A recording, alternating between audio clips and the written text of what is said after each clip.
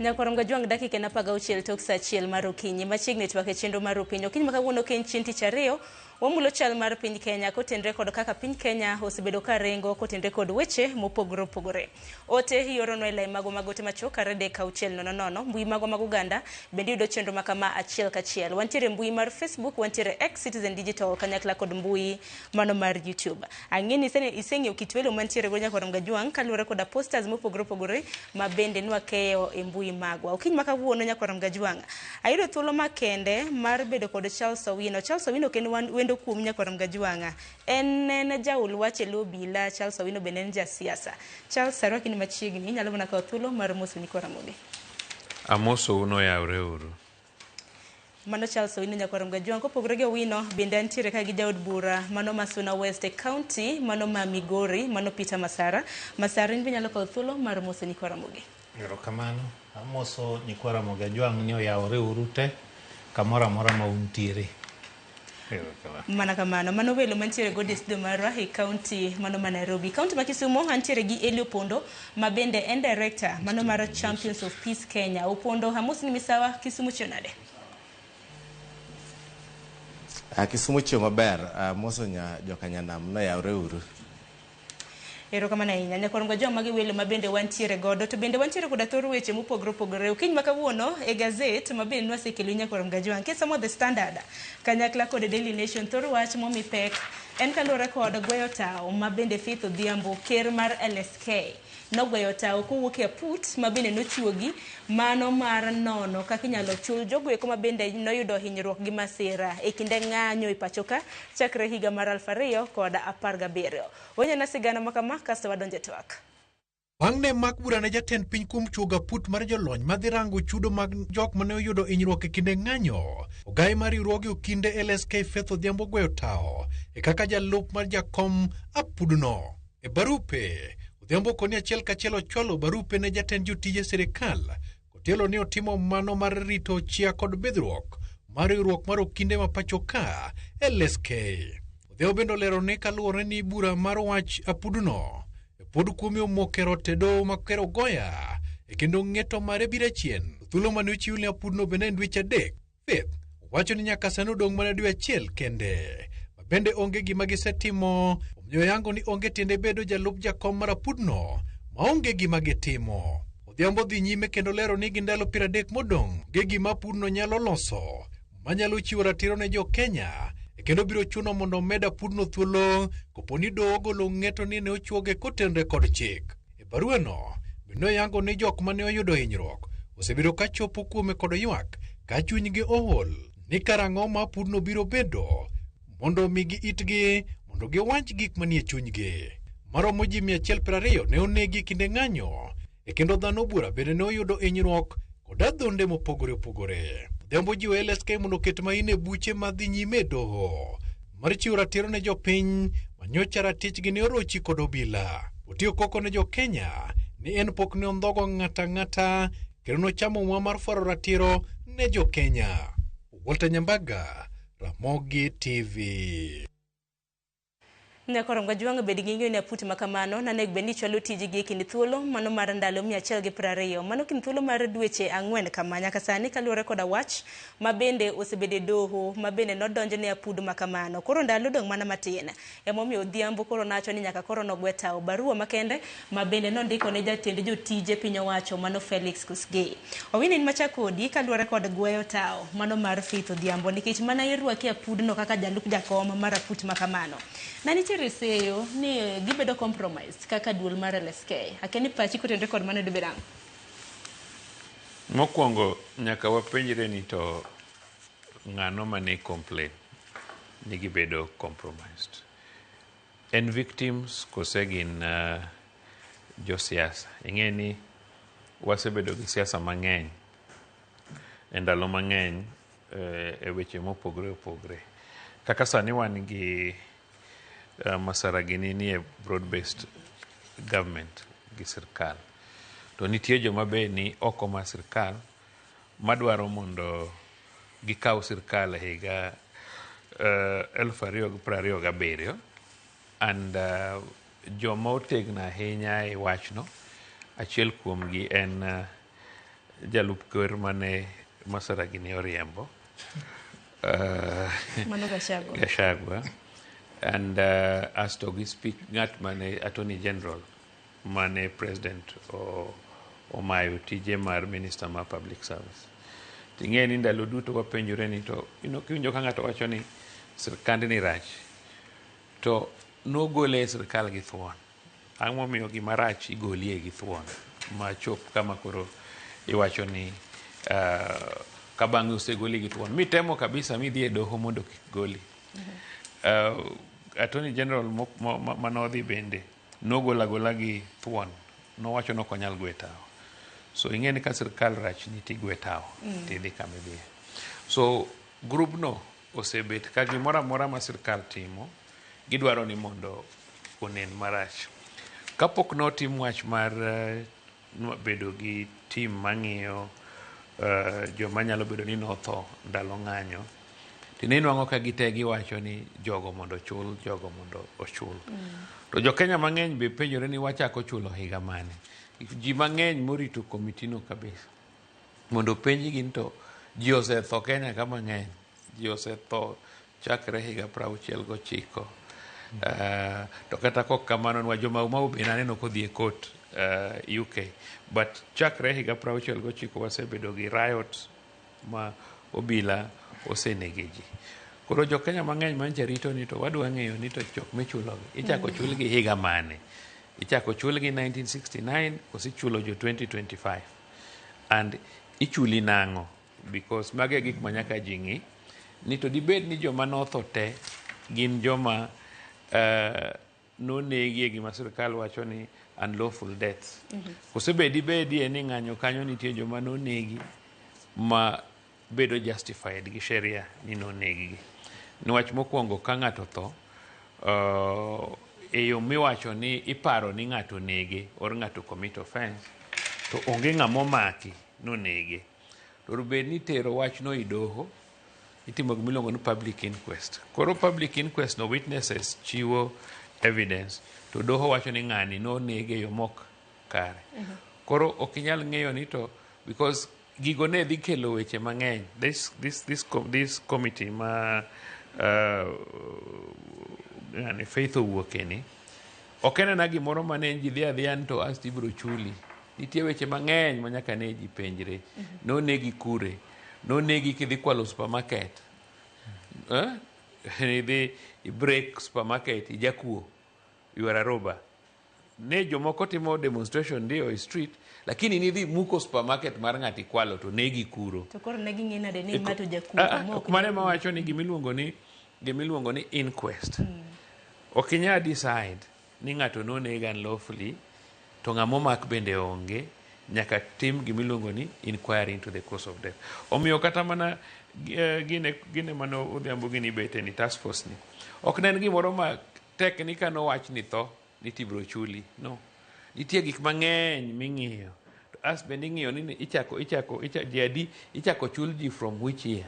Mar ariyo ichulo ng'a.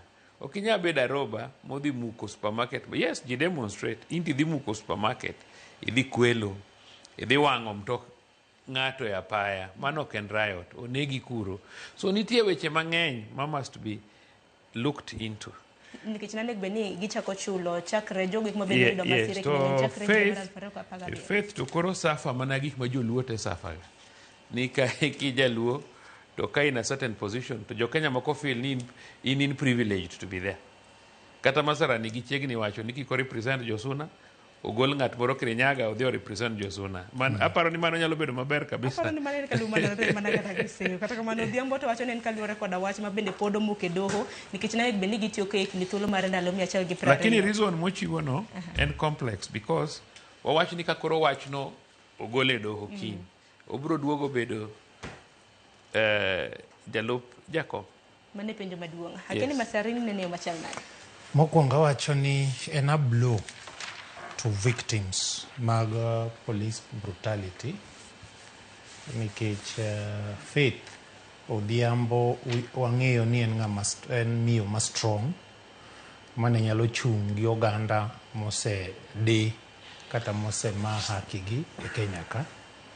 koro wuok ne e komiti mar expert no an kaka ng'ama otelo ne joma osehinyore ahinya Suna West, Migori, jowa mang'eny osehinyore ahinya konegi, ogogi bunde, mwandugi okethore ka ji demonstrate. Koro nyicha wan gi geno ahinya ni ka komiti ni dhi mbele to jowa mane magi otimore ne nyalo yudo konyruok kata ginyalo yudo yo maginyisogo lit magisebedogo.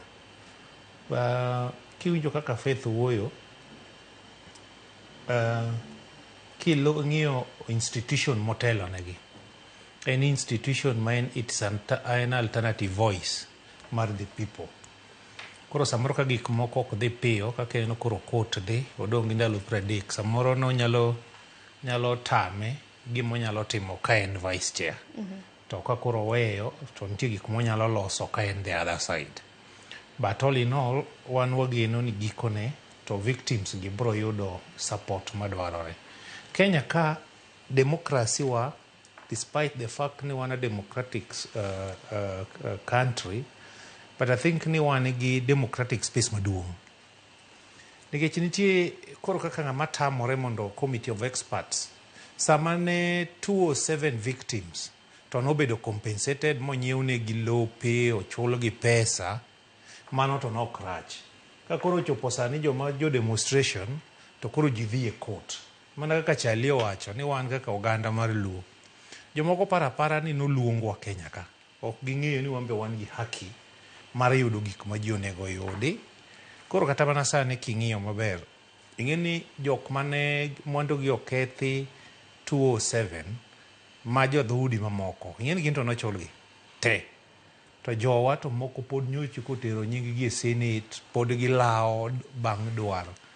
Higa ma koro dhi mana 20 by the way. Ma koro achid nade ni kanyo? Achid nade ni kuom jotelo koso seyo ni kanyo koro kae? Adwa wacho ni e pinywa ni usawa onge. Usawa onge. Moloyo ahinya to ne wan kaka oganda mar onagi. Omiyo an nawacho ni komiti no courts onego expedite case no mondo rum, mondo joma nohinyore gi joma nowito mwandu gi joma onegi families gi obedo compensated. Tineno ka thuolo biro bedo nikech mana kaka Charles nosewacho ni kapo nono koro wach ma kamano wan bura oseng'ade doho koro duoke atima. Ndalo biro bedo, kinde biro bedo. Kenya ok rum ka kiny. Wan kaka chama mar ODM nawacho kaka nabiro mogik ni mano achiel kuom gik mane wayudo e broad based government, nikech ne wadhiro kaka chama king'iye NADCO report ni mondo mi joma nohinyore obed compensated. Koro ne wan to pod wan gi geno nikech en a step mwadhi go mbele e wach mondo wadhir weche mag jok manosehinyore e demonstration. Mana kamana kendo Opondo nene e yo machal nade kaka director mochung' ne weche mag kwe, Champions of Peace e pacho kae kotenre kod wach mano mar Odhiambo koro gwe tao. To bende ko gwe tao bende penjo ma bende oganda osebedo ka penjore ni kare ibiro bede kikawo gi ng'a, mani penjo maduong'. Erokamano Sharon. Ing'e maber ni kane oyier Faith Odhiambo mondo bed jalup jakom mar committee no, nineno ka jo piny and civil society organizations no wacho ni LSK is compromised. So Faith no stay put mowacho ni this is the right opportunity mar ni jo Kenya mondo yud their justice. Gimomiyo Faith ogwe tao, nyaka wang'e ni committee no nyicho tere court. And timelines mancho ketnegi be ne very, very short. Koro, because of the integrity of the Law Society of Kenya, gisebet kanyo for almost 2 months, to onge gima dhi mbele. Koro, neno ni gini, kodhi ma timeline orumo, ka wachi ni poni e court, to dhi duoko mbi mar LSK piny, kaka ngama jomochung' kendgi ne ginene. But this is a very important moment ma Kenya ka. Because when you are fighting for peace, there will be no peace without justice. And for the first time, waneno ni sirkal okchuga put madhi rango kaka joma nohinyore mwandu manokethore idhi chulgi. kaka Mheshimiwa Masara be temo wacho ni indeed is the right moment ma ji wuoyo mang'eny. Kisumbwa ka wan gi joma nochako association jowa mane ni kucho pok ochulgi nyaka chieng' kawuono. But this is a start. Made wach mar court no rum ma odhi e process maber to ji mang'eny ochul, then wadhi dhi e 2027 election ka Kenya is more stable. So it is the prerogative of the president manoyiero the committee ni mondo ka faith koro dhi to oyiene yiero ng'ata. But that committee plays a very important role. Nikech Kenya ji no inyore, ji oseinyore e violence. Most of these violences bedo caused gi political. And there's sani wan gi political goodwill mokelo committee madhi miyo ji mondo chul gik manokethore. So I don't think ni way of faith, tayo mar faith dhi ketho process madhi mbele. Once ni wach court osedhi through makoro gichako tich maber, it's the prerogative of the president mondo yier ng'ama chielo mondo be or represent that thing. But as civil society organization, one will support watch committee no, because there will be no peace without justice. And one of the justice majo piny nyalo neno eni kochulgi gigo manokethore joma nohiny joma pod nigi bills osiptal gibed sorted eka justice nyalo bet. To kwa wuoya to ni ji gik moko timore to onge reparation michulogi, then piny bro wacho ni gigo bro dhi wacha japuonj. Koro wakwayo ni jo Kenya obed mos warit wach court odhi through, then the committee or continue gi tije modhi mbele. Mana kamano penjo bende koro Owino ma ng'ato nyalo penjo ni to koro kare ibiro bede kikawo gi ng'a thuolo bende nitiere e kind mamoko mana kwa TWAK ewi ma kapok wadhi thoro wach machielo. Ok awinji maber. Paro mabedo jopiny nyalo bedo kata ni penjo ni nyaka sani ka koro nosegwe tawo kamano nikech nogwe tawo nondiko barua to ndiko ni en ogwe tawo with immediate effect. Kare koro ibiro bede kiketo ng'ato koso pod irito ni doho biro bedo kakadho wach makama kusowe. Mane penjo mabende jopiny pod medo penjore ni to koro iwewa nade. Aparo ni mondo ne yier faith committee no, jok manobet piny no neno ni Law Society of Kenya nyaka bed gi representative. To faith owacho ni ok noko believe idea mar compensation, to wacho ni otergi e doho, and by the time case mar doho no rumo kalure gi ndalo 30 modong, bro nwang'o ni gibet e burano, gibet e committee no, to onge tich magitiyo. Koro anaparo ni ka wach mar court orumo, to aparo ni appointing authority pod bro mana consult faith. Either mondo obi as the chair, or onyalo propose another individual from Law Society of Kenya mondo represent interest by the Law Society of Kenya, or any other eminent lawyer. So it will depend the terms and reference mag task force no enango. Because okowacho ni oko believe in the task force, okowacho ni oko believe in compensation, to wuoyo man about time factor. So aparo ni ka samano chopo, we have to wait mondo wach no rume doho, then waneni to what will be the next course of action. But victims to ng'eny, apart from even demonstrators, nitie joma wang properties gi, nitie joma okwel duke gi, nitie a lot of victims on these issues. So victims ok en mana demonstrators kende, and including Masara nyisi ni Migori gin ga lot of wang mang'eny, which is true. Ang'e ni Migori ka baba ok owuoyo, ka baba is on the other side, to Migori ema kuongo ga wang. Masara keta taya temo ti endara be mane mamiye kora lakini koro jo Migori magine gi owang. No, mano siasa, onge problem. Ingeni siasa is about interest. So kamane gima nyalo miyo itim maber e siasa, then what do you do?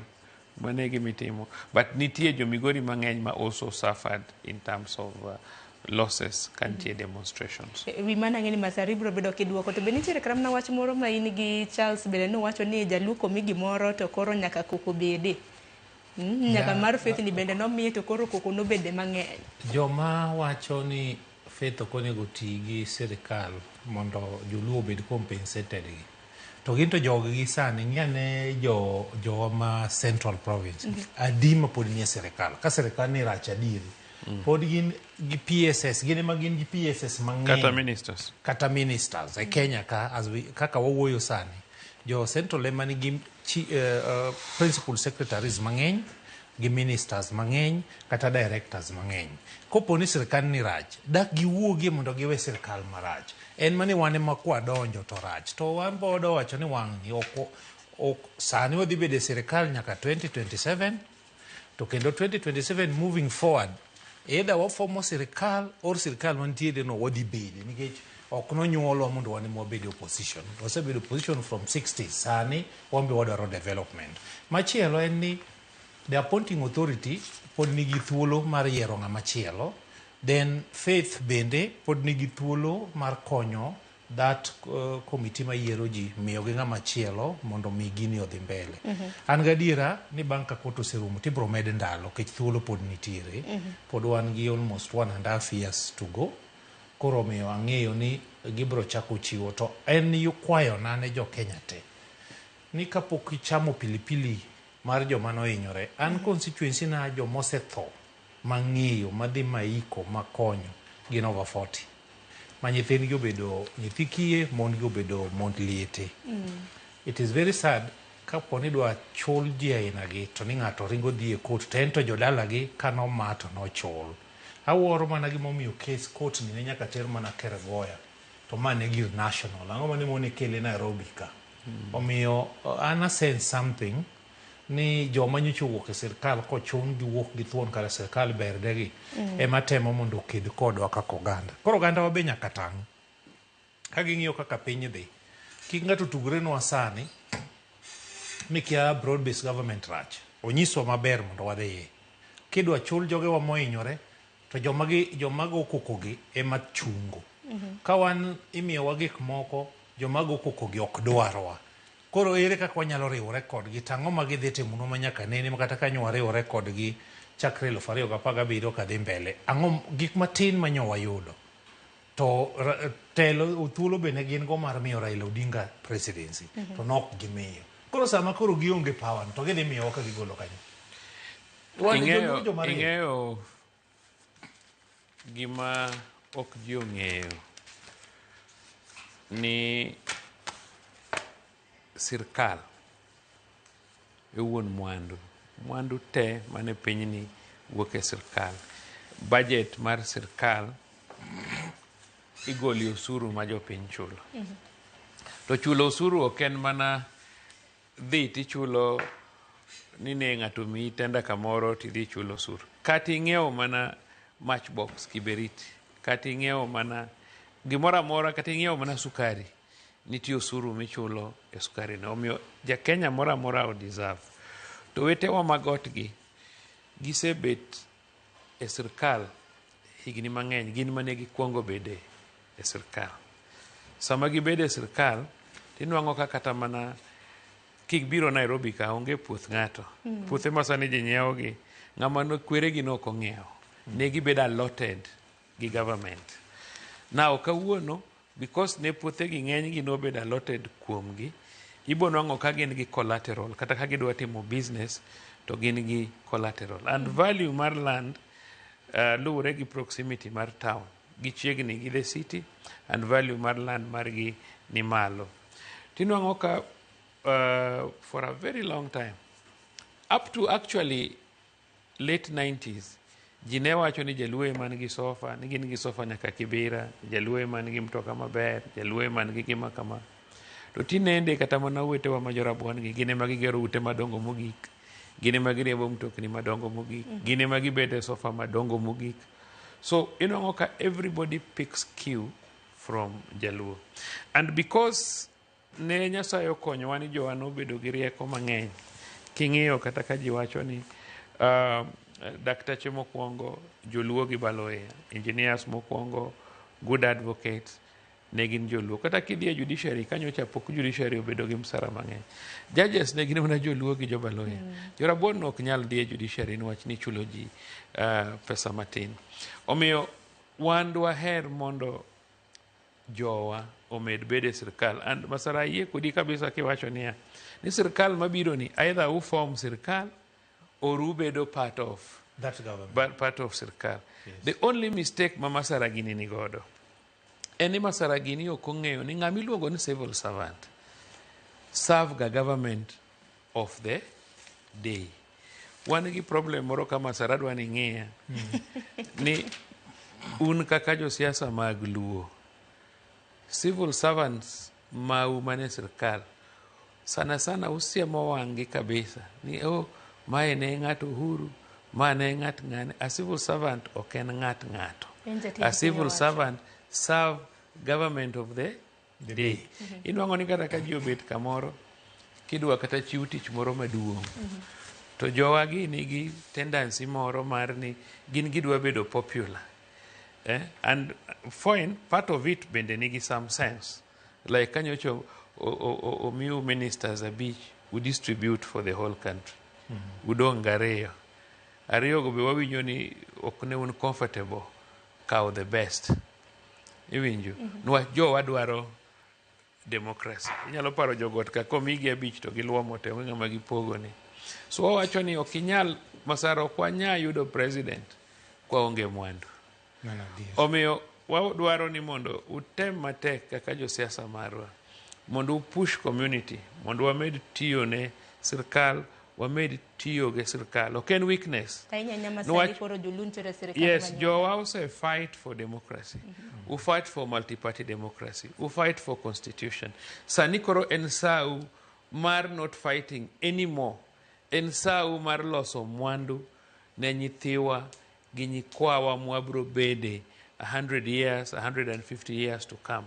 Ok wanyal bedo ni wan wagore ne piny to jomoko to yako piny. And ayie kodu gimuwacho ni either and gino lit ne jomoko kabisa. Iwinjo ka gichoro ni gidwa neno ni jakom ochung president. It is not bad, but nyaka wa negotiate mwang'e ni to wachung president gi probability mane mar winning.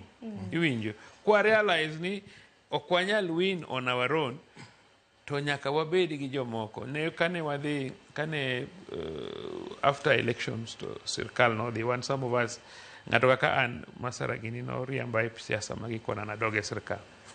Ma doge sirkal. Kendo ka doge sirkal tawinjo ka gipenjo ni Owino timango gi Ruto. To Ruto e president tie sirkal, but amor ni ne ubiro. To koro kubiro jowa moko mane uthago ni ne nigi Ruto ka. Aeure mano. Make sure ni jaluo en jaluo.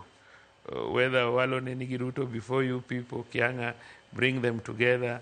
Raymond Gini, let people come together. Mondo wabeduru as a family. Mondo wabe wayak piny ni Masara. Piny yako. Kikwabed jomoko mawani ni jaluo ni gi fever. Ni kini gi mwandu Masara tiwacho ni aidha ilamo jachien ori jakuo. Hapana. Mana kamana hinya nye kinde mabende koro wadonge matine higni ariyo mar mondo mwadhi e yiero maduong' mabiro. Iwacho ni sirikand broad based to sekonyo kata mana jaluo e okang' machal nade kopogore gi professionals mabende nomiwa eten migepe mopogore. Masara de ng'ia koso ntiere wach madi Chali ochoya mang'eny. Mokwongo Chali nyaka ng'e ni ojaluo. Gima nyaka watim kaka oganda ka wan embele ji kama wanyalo wacho weche moko. To kwa dok chien ka kamera onge to koro nyaka wachak wuotho kaka oganda. Charles Owino on Saturday na host CS mar Treasury dalana. Imagine it, CS mar Treasury Oland dalana. Majio japiny ma kawaida joruba kacha owuoyo kode mumoso gi lwetgi. Moko nyise shitegi mag school fee, moko nyise mag tich. Be mano ne nyalore gi ministers moko mane ae pinje mamoko nok nyalore. Nyuwa dhi kodi arambe. Osebedi arambe. Adwa wacho ni joluo mane sirkal sani. Mambadi, Wandai, Omolo, Walo, and jowa mamoko. Jogi dhi kodwa maber. anyalo wacho kamano. Ging'iyo maslahi mar joluo to gi Kenya mangima. Gima yiego gi Chalice Owino, wasetiyo kata puodho kisebeto mipuro midoyo makori keyo, wedhi chako beto bungu machielo kamikeyeni emibedie. Wan ok wawuok e sirikandni, kata korumo te mimiyo wachoke, to chokego ema wabiro olo pi to wachwako, to wakete chumbi, to wang'ade kitungu gi nyanya, to nyithindwa madho kata sup madung' ring'o. Is better than modho pi. Koro adwa nyiso jowa mane paro ni pod ang'o, an sani in Migori, national government gero chirni 18. National government gero stadium mar $1,700,000. National government gero sani ma contractor nyose donje site international terminal e airstrip ma Lichota, 400 million. To gi mamoko Barabeche e Suna West idhi ger piny yo ma Kababu, Bondo piny Oyie, ma Oruba nyaka Bondeni, ma idhi miwa daraja kamoro ni Nyangubo, daraja Jua Kali, affordable housing idhi ger piny Oyie, hostel igere e TTI college ma Migori omi $100,000 mwagologo mabati masani ok odwarni, tichako imedo wachako go TTI manyien kacha Warden Lock University. Mago gik ma ok ne nyal biro ka wan e street. Wasekedo ne piny moromo, to be gima wakawo sani ok wakawo mar ng'ato. Wan Kenyan Chali, share wa emimiyowa, kendo wan to nego double, nego timo gima iluongo ni affirmative action. Nikech sama jogi ne yuto wan ne wanono, higni chiegni 30. Ma kimiyo jogotgi, japuonj achiel, wan onego miwa 30. Kendo ko ng'ato civil service achiel margi, wan onego miwa 50, nikech waseinyore. Chali kikwano kata mana civil servant, mane position madongo. Actually, for a long time, one gima ne wahed, ne en mana government pathologist. Mane mose bende telo ma permanent, udi wuor nitie. Kende, moko gi, en mane idonjo ti wuok. Koro wan wang' ni, wamedo kwayo joluowa, kaka gichakono, kaka Mbadi tiyo, kaka Wandai tiyo, kaka Omolo tiyo, kaka Cyril Wagunda be koro noketi. Wan wadwa riwo joge lwedo, gima ginyalo kelo gi kel, ma mulogi to mulowa. Kendo gibiro ng'eyo ni wan jomoa e demonstration, wan jomoa e bungu. Erokamano ahinya. Moko boka kata gi lakwa. Erokamano ahinya. Opondo minyalo medo kotenre kod riwruok gi dongruok mago mag Uganda Luo ma bende wasebedo ka loso kendo. Ing'eni sirkal chalo kaka an Kisumu kage kaka un Nairobi kanyo. Nikech ing'eni un gi Masara gi Owino ni kodi e studio, koro gikawo airtime mang'eny mohinga. Ka in e chuny sirkal, iyudo gik mang'eny mohingo ka in oko. And I totally agree with Owino. Joluo segore mang'eny. Ma wach mar the street. Sani ka joluo ka sirkal ni tap, joma nyowuok adhi duogo gi ng'wech machak yudo benefit. Ji ok mor gi jaluo kobede sirkal. And that is an open fact. Ok wanyal hide from that. To jowa moket e sirkal nyaka be gi siem ndairni moko mabeyo ma jowa nyalo luwo mondo cham olemo makanyo. Sirkal en dhiang' maduong' mok duon. Be sirkal pok odhiga brok higni gi te. Koro jowa mantie kanyo ge mondo be ni siemo ne jowadgi ni ma emitimo kama, ma itimo kama to konyo. Koro wabedo gi gima iluongo ni ripple effect nyaka e community.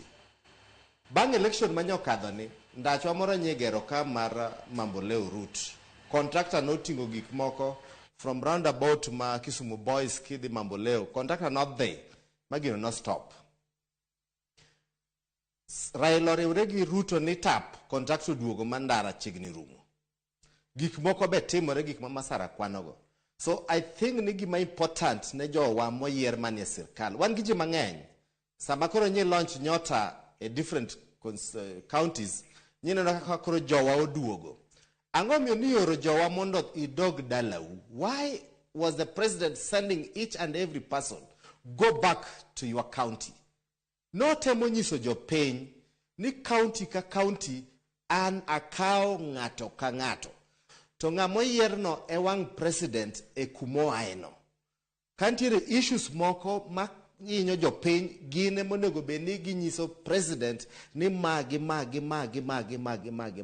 And for the first time Ruto notiyo gi political calculation moro mamit kabisa. Joma ng'iye malo neno ka joma noor e counties gin joma noyiero from those communities.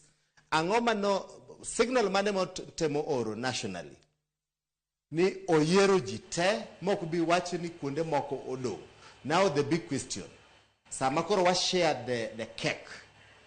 Cake dhi kon mane maduong to kon mane modhi matin. And Owino, I will agree with you 100%. Wadonjuru e serikal to wachamuru gik mane sikera. And the civil servants, they work with the government of the day. And I totally agree with you for the first time. Kato bed manager military gi serve the government of the day. Not government mabiro, government of the day. Sanine Raila osekelo wan ma joluo ni mondo wabed e serikal up to 2027. The broad-based government. Odong maybe 1.5 years. Because end of next year to campaign the chakore.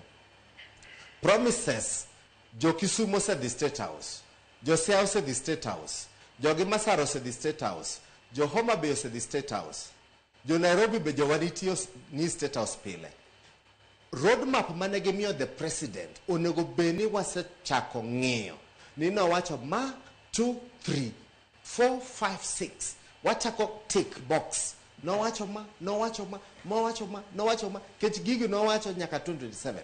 Koro county ka county joma no the State House ka.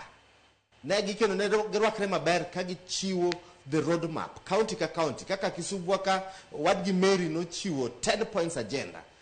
Koro jowa mantie kanyo ging'iyo ni no wacho kama ma osetim. No wacho kama ma osetim. Jo Siaya kama Owino be gine jo sirkal motegno maiye kanyo. No wacho tick.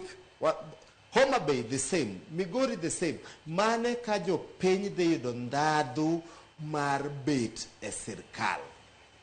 Number 3. Joluo's historically. Joluo kane sirkal jomoko ok mor. To wan wasakambga ni wane midhiro wa mondo wakaw kibrit wagone gi koko ni sam wago koko chieng' mara somo gazet ni ng'ato MP moro nyicho moko ada luongo nyinge nyocho wacho ni Moi ne nyiso gi ni joluo ka go koko to kata ninde State House tek nikech wan kwa wuoyo gi chuny achiel kata kwa dhi street gi chuny achiel to wawacho agenda wa.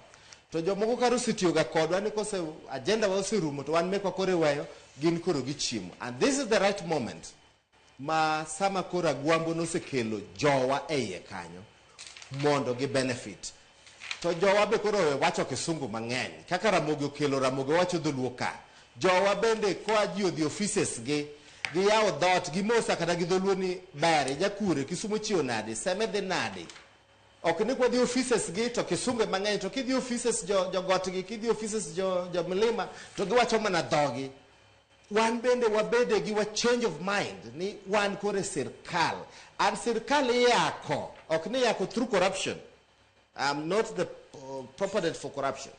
Sirkal yako through lobbying. In fact, the right word for yako is lobbying.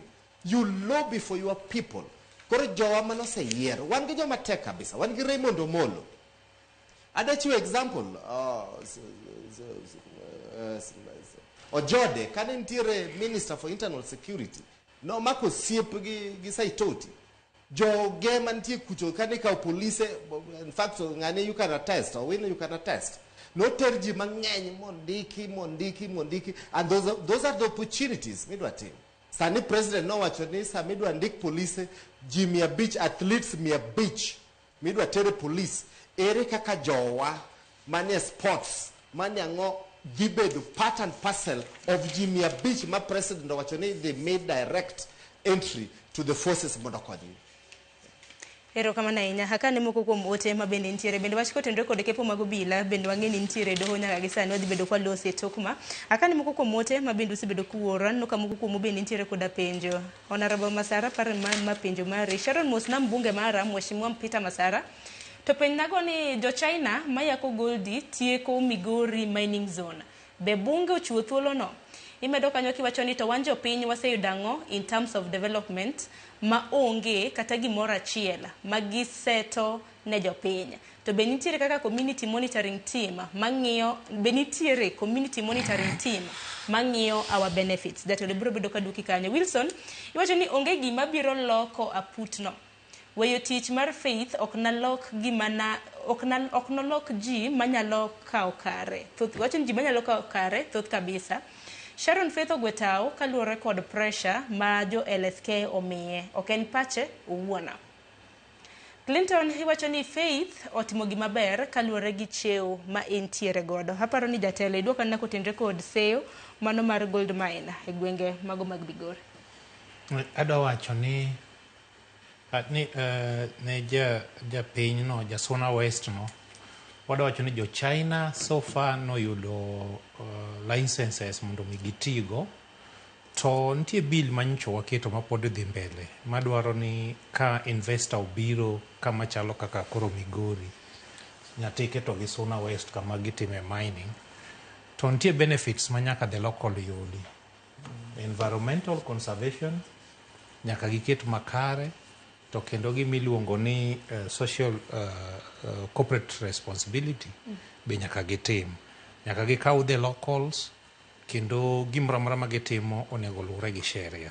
So far wacho ni jogo no mi licenses, but nitie kuonde ma gikiere. Omiyo wan kaka leaders nyo wasebedo wadwa ni wawuo gi one voice nikech gini otek.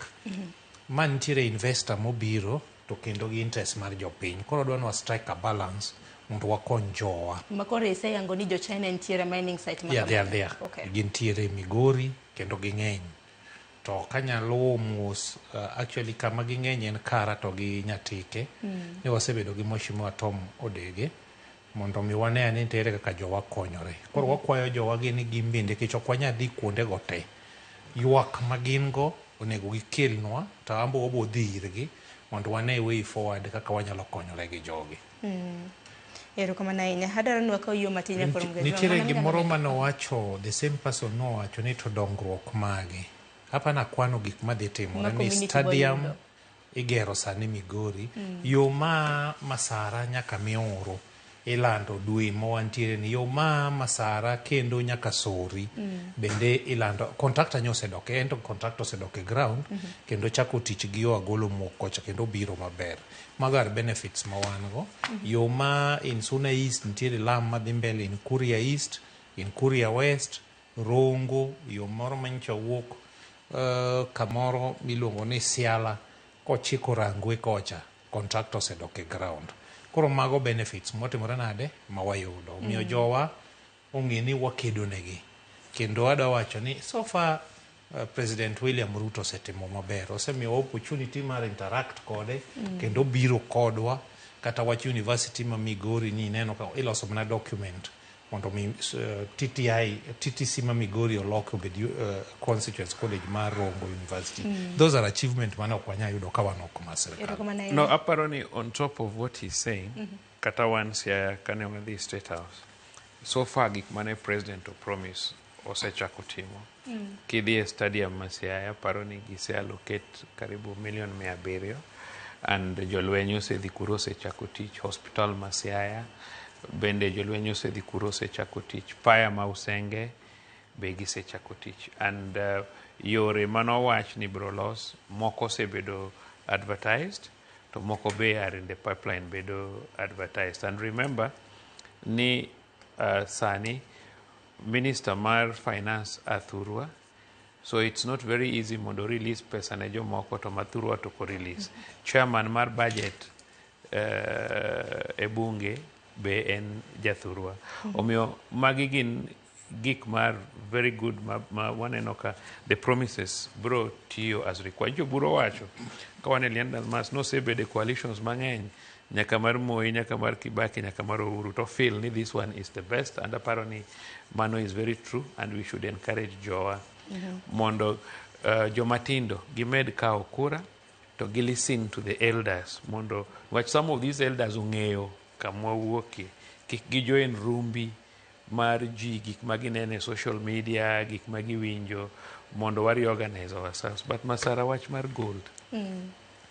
as much as jogi osemi licenses, anta feel ni kwarito legislation to it may take too long. Ana feel ni oripo wadhi e court mondo, because fine investment nyaka timo, kwanya bedo gi gold e lowo to kwanyal exploit. To waonge gi capacity, nyaka wakel investors. To nyaka wa make sure ni in that as they exploit, ere kaka the country benefit, because pod wan gi weche moko mang'eny. Ing'e ni some countries kaka kata mana Dubai gini oyieni tero pesa, but golo pesa is a problem. Tero pesa to yieni, but golo pesa is what? A problem. Kata mana wan Masara nyaka uri think in parliament. Ni most of these investors mwami opportunities kaegi. How do we make sure ni kata kagi loss of pesa to wa make sure ni giri invest pesa no locally?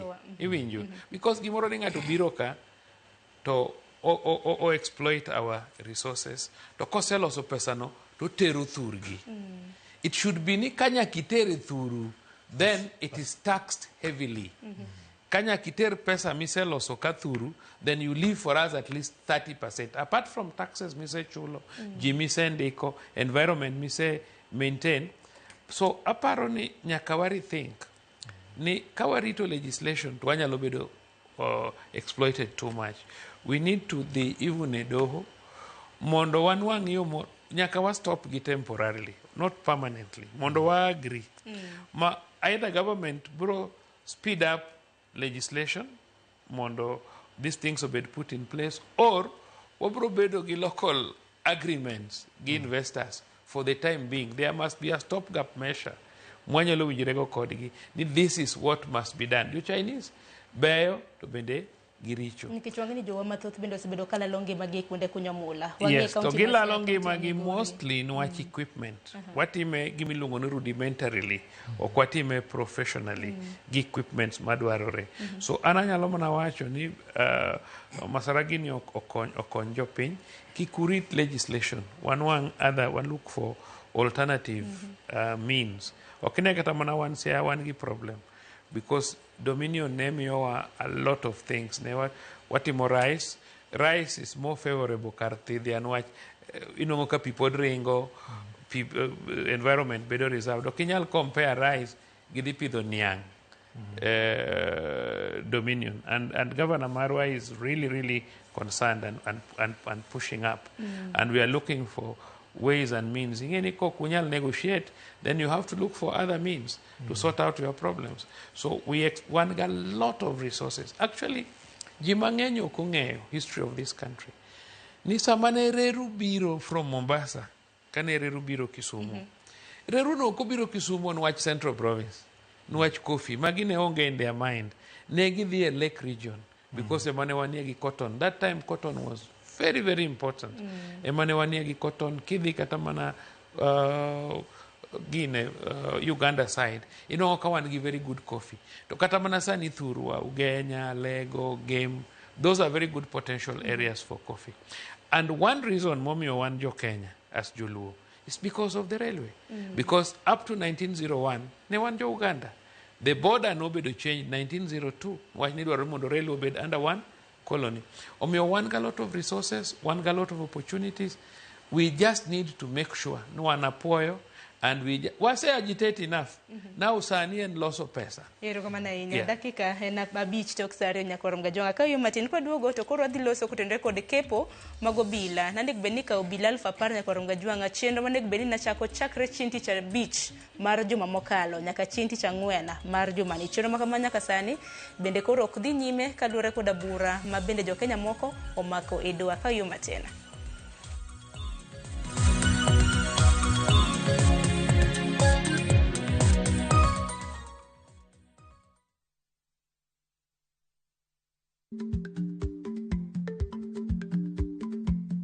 Jarik ni jamuod nyoyo gi goyo. Matiende ni dhi matek ma ok inono maber samoro nyalo miyo ng'ato midhiero.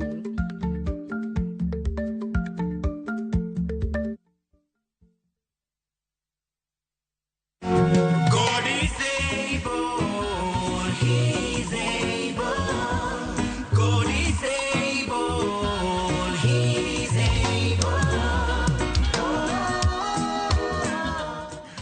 Kupata huu wimbo wangu uitwao God is Able kama sikiza tune yako, bonyeza *811 *337# kwenye simu yako. Kumbuka, Sikiza na Citizen ni nyumbani kwa wasanii wote.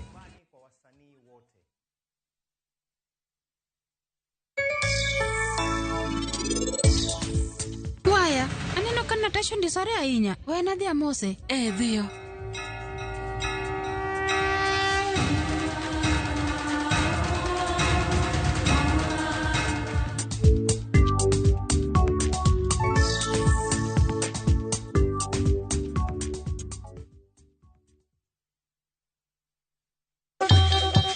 Ang'o mosetimore ne joma ne ochweyo Ugandawa?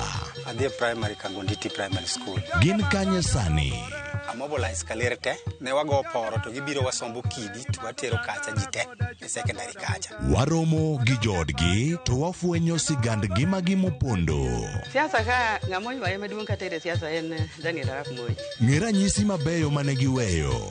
Ne japiny opogore kata ng'ama ne nie duond loch ne neno ni kopo ni Kenyatta dhi Tom okawie thuolo ni mondo tano apinyni kaluwore gi mwaseneno kuom. Ang'o magitimo sani? To kata kamano be pod gin kodwa. Nakedo ne wach sukari ma jobunge jonjo kod buot nochaka ni bwana sukari. Gin kanye kod Walter Nyambaga tich ang'wen saa 3 otieno mana e Ramogi TV.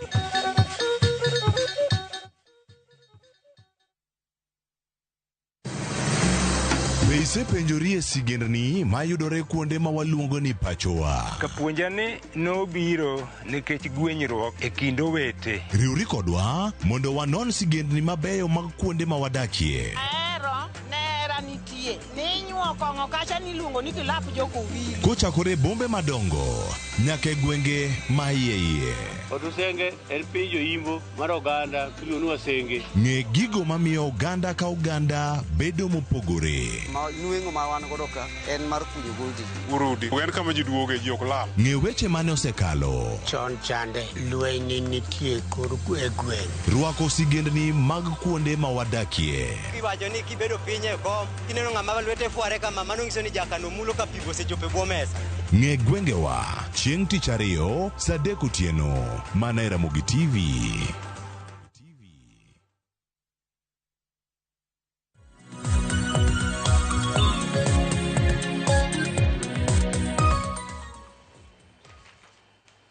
Nyakorongwa jong machiegni kendo dakika na boro tok saa 2 mar okinyi machiegni okang' mar 2 pod wadhi nyime gi twak marwa okinyi makawuono kotendre kod chal mano mar piny Kenya. Okang' mar 2 Nyakorongwa jwang' walusane kotendre kod kepo mar obila. Piny Kenya mogik kanika obila ne en higa mar 2022 nyaka sani higni 3 osekadho kapok otim kepo mag obila. Kepo mag obila 1010 nanego beni chako chieng' tarik 3 mano chieng' tich abich mar juma mokalo. Nyaka sani bura mabende mane njaod bura pachoka Haron Mwau nodonjone gode obila e doho kowacho ni nitiere ywaruok e kinda National Police Service kanyakla kod duol matayo tije obila manyo National Police Service Commission. Ywaruok mano mar timo kepo mago mag obila. Wawinjana kaka jatend migao mochung'ne weche mago mag arita kwe Kipchumba Murkomen noloso bang' doho nochungo dwaro makama manego beni na chako juma mokalo.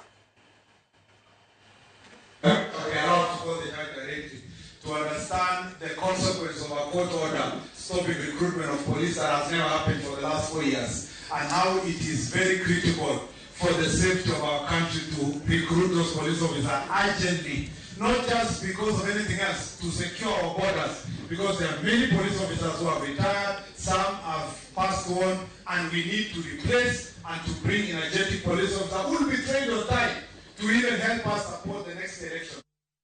Nyakorongwa joma jatend migao mochung'ne weche mag arita kwe ka bende openjo kod dwaro mana ng'iyo ni nang'o meni koro ni chungo dwaro makama ka bende piny Kenya pok otim kepo mar obila e kind thuolo mar higni 4 mosekadho. Berne Owino ne in jaoluwache lobile pachoka kani ywaruok mar National Police Service gi National Police Service Commission gi bura manyaka sani koro osemake doho de wach nang'o kotendre kod kepo mag obila.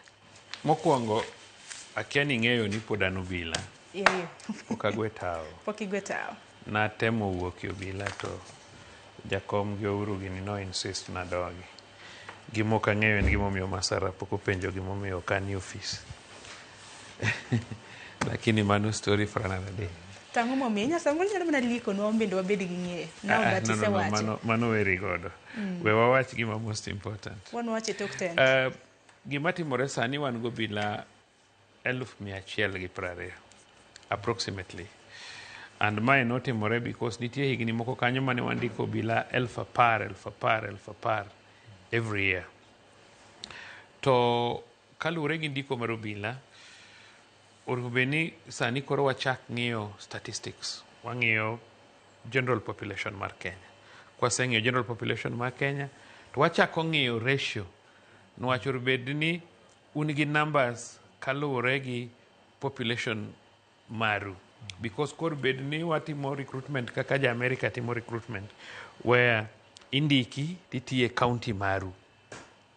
Kisetie county maru to nitie moko matimo the national government. So jomosetie county go moko bedo picked later to koro tione national government. Maybe sirkal kan gi interest inyalo or ng'ato kamoro for investigations. But makino ka ng'ato tiyo county gi koro kada kidwa kwelo tikwal jogweng'u, kidwa neko ineg jogweng'u.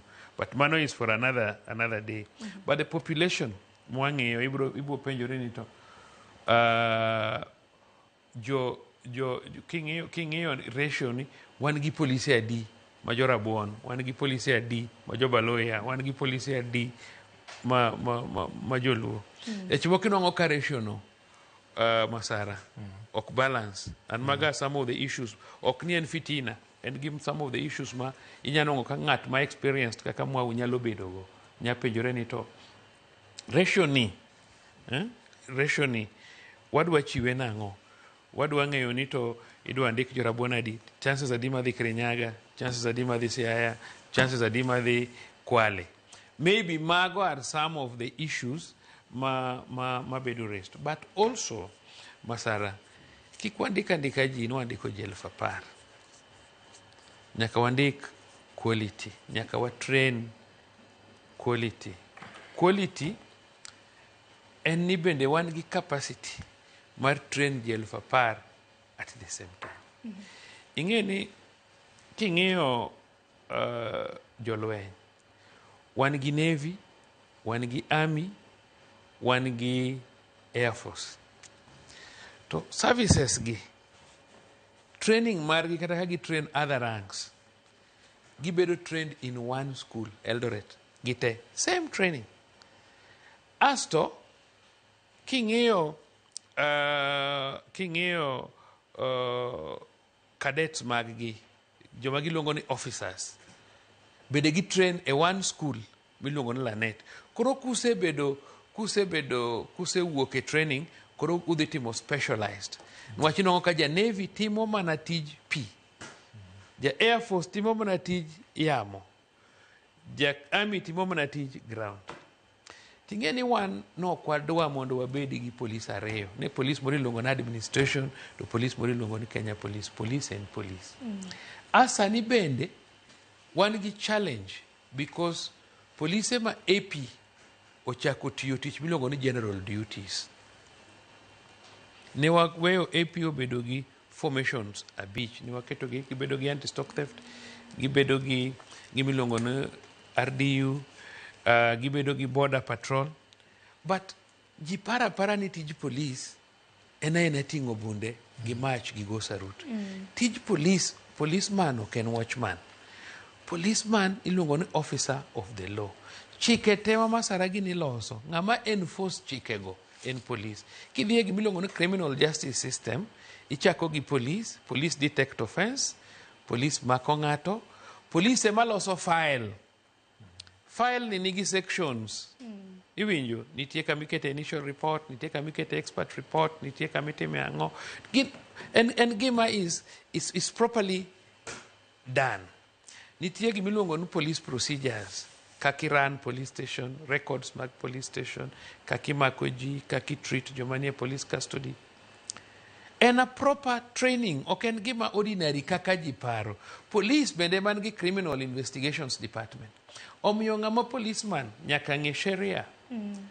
Ing'e ka jiwacho ni gin lawyers, nyaka ing'e criminal, nyaka ing'e gimiluongo ni the penal code. Ok inyal chajo ng'ato gi mada, tikia section, tikia elements of the offense. Tapenji, nikech Just a yuago- minute.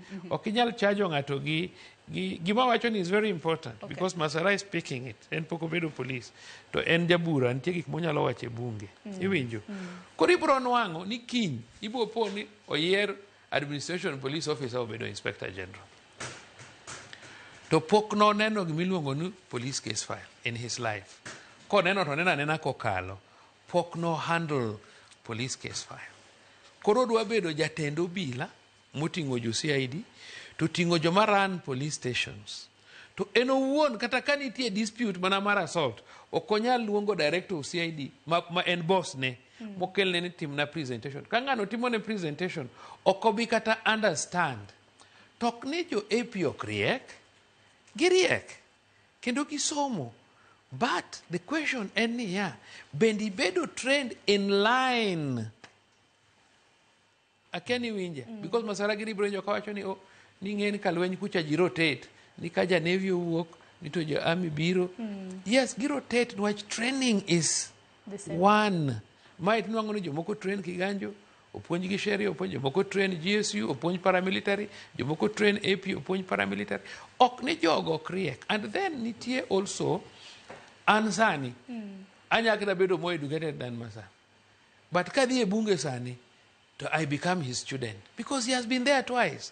Okanyal ng'eyo procedures. Okanyal claim ni koro akia biro gi PhD, kia biro gi degree 14 ni koro understand bunge. No, because gik mang'eny learn through practice. Kata bedo dhako miruk puonji, learn in your house. Okok kamano. Kata bedo baba, learn. So kata mana tije mineno, kati bed mana ng'amo yudo first class honors in engineering. Nyaki dhi my practice that particular engineering yaking'e how it is done.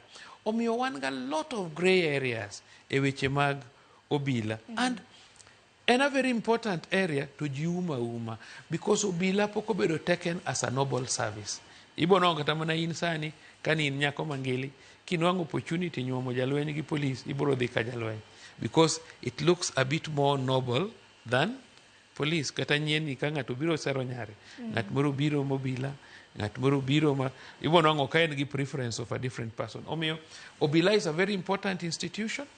Kik obed handled ordinarily and mane no ka ji mang'eny be nigi interest about it. Omiyo anyalo mana wacho ni conflicts moko miwinjo ka ji wacho ni nitie conflict between Police Service Commission to kod Inspector General. Jogo kong'eyo gima wacho. Because Police Service Commission nigi commissioners ochiko. Abich gin police. Inspector General, deputies ne ariyo, AP mo retire, police mo retire. Modong 4 ema gin civilians. Asto gichako gi co-opt director of CID, DCI. Makata bed manoko go kura. Omiyo sometimes Masara wadwa nupenjo bila madongo. Nito mauna beach ni. To une commission. Chairman nyalo tamo udil gona. Dwach kidil gi gimoro in good faith, iketo gimoro open. Are you getting me? Iketo gimoro open. So it is very easy to sort out some of these problems. But because jimang'eny onge gi interest in police, jimang'eny neno mana police riot. But joma are even interested in welfare mar police. Ngeni jogi paro ni police te gin bodyguards gi drivers. Ngini kata kod welfare no ketnu kanyo maraga manena ugai mar doho mar ng'yo kaka inyalo ket welfare mar Maraga no dagi kata interview ji kaka wan. No interview ji selectively. No interview. No kodwa strong opinion. You see, kami sigi more like what I'm saying. It does not mean I will force you to do it. Anyisi mondi listen. Some of us, we tried mondo kata wadhi before him. He refused. Are you getting me? He refused. Because Kenya kae, kin strongly opinionated to Jichako Brandi as an activist. And yet what you are saying is the truth. Like now I'm saying, ni nyaka wa train obila iskuladi. Achia. And bende nyaka wa staga. Ka wan go bila 10,000, wanyalo wacho ni water 3,000. Iwinjo? Obedo continuous. Police nyalo bedo recruited every year. Wacho ni water 3,000, waketa keta budget, every budget waketo mar recruitment, water 3,000 ke 3,000 gi otieko to immediately water kende 3,000. Wan kane wabedo recruited ji 500, wadhi kiganjo ji 600, ji 700. Sani skul achiel ji dhi 3,000. Koro inwang'o ka ji ng'eny, jopuonj be tin, koro en rumbi ng'eny jowuok mana kuro kong'e mach go sarut, but the real thing mani puonjo ji cha moripo wuogo cha ji wuok ka gin half baked. Owino, adwaro mar mondo mi adhi ir Opondo kasi biro dogi nyiswa ni to recruitment mar obila, kepo mar obila ng'ane bed ni timo hie nikech mano koro ywaruok maduong' ni mara ni dwa time mbui, dwa time centers mopogore kata kamano abro answer mano ibro bedo kiduoke kaka mano. Opondo, wach digni mano mar kepo mar obila di wach ang'o in bende kaka ja Kenya ahinya ma bende koro samoro na rito mar mondo mi tim kepo mar obila 10,000 chenro manyaka sani koro osebedo ka digni thuolo seringo law mana higni 4 gi wiye.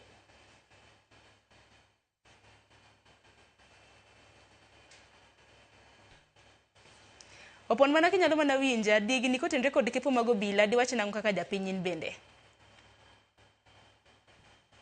Erokamano Sharon. Aparo ni Mr. Owino ochiwo technical administrative procedures mag police operation. To adier makende problem mantiere e kepo mar obila en ywaruok e kind migepe ariyogi, the police service and the commission. Wakaw example mag the Teacher Service Commission and the Ministry of Education. The Teacher Service Commission mandate mare and recruit, train and deploy. Mandate mar Ministry of Education overall is to get the budget, policies, oversight, mane gimonego bed applicable nyaka a police service and the police commission. Koro ywaruok madhi mbele kani to mano internal mar the police. Majo piny okonego donje. And Owino understand this very well. Majo piny makegik matimre mbele en ywaruok e kind ji ariyogi. These departments ariyogi. However, because of budgetary constraint, police poko kaw for the last 3 years I guess, or 4. To sani kore dwa dhi kaw namba mang'eny kamano. Sama negi seketo plan negi dwa kaw ji 10,000, mokwongo giseng'e ni budget nitie, negi seng'e ni gidhi bedo trained nade, gin gi prerequisite capacity. Koro gima ywaruok gimora mora nitie. The only problem here, ma aparo ni Owino is becoming politically diplomatic, ywaruok e kind the service and the commission. Because ideally, the mandate my recruitment my police should lie within the purview of the National Police Commission. Ketgin emagi chungne recruitment, training and deployment.